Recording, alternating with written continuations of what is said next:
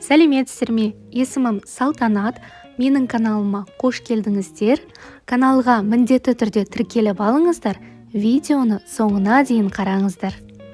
Ал бүгін шайға осындай тәтті бәліш пісіреміз.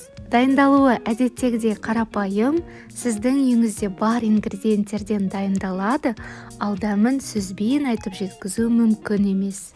Бізге қажет ингредиенттер: жұмсақ сары май, қант, жұмыртқа, ұн, қопсытқыш және ванилин, сүт. Салмасына шоколад бөліктері мен грек жаңғағы мен мейізді пайдаланамын. Осындай 21 сантиметрлік форма қажет болады, миксер және міндетті түрде таразы. Ең алдымен ұнға қопсытқыш және ванилин қосып, жақсылап араластырамыз. Жұмсақ сары майымызға қант қосып, 2-3 минут ағарғанша миксерлейміз. Бар болса, ваниль қантын қоссаңыз болады. Массамызға жұмыртқаны бір-бірден қосып, жақсылап араластырамыз. Мұндай массаны эмульсия деп атайды, яғни сары майымыз, жұмыртқамыз жақсы араласып бірігеді.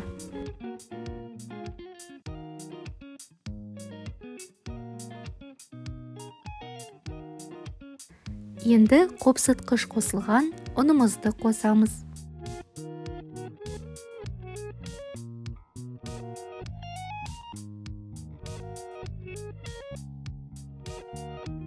Мұқият араластырған соң, сүтімізді қосып, тағы да миксерлейміз.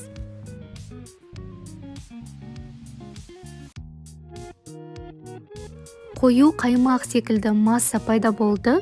Салма ретінде менде 100 грамм Қазақстан шоколады, аз ғана мейіз және грек жаңғағы.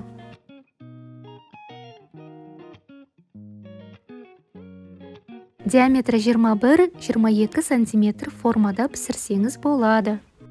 Бұл бәліштің ортасы қатты көтеріліп кетуге бейім, сол себепті қасықпен осылай ойыс жасап аламын.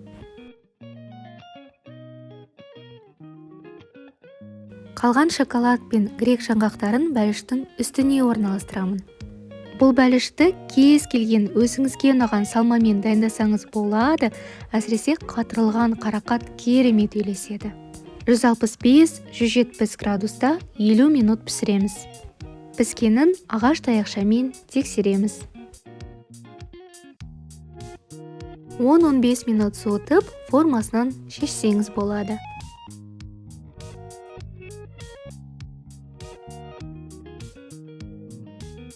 Осындай ерімейтін қант ұнтағын қолданамын, кондитерлік дүкендерде сатылады.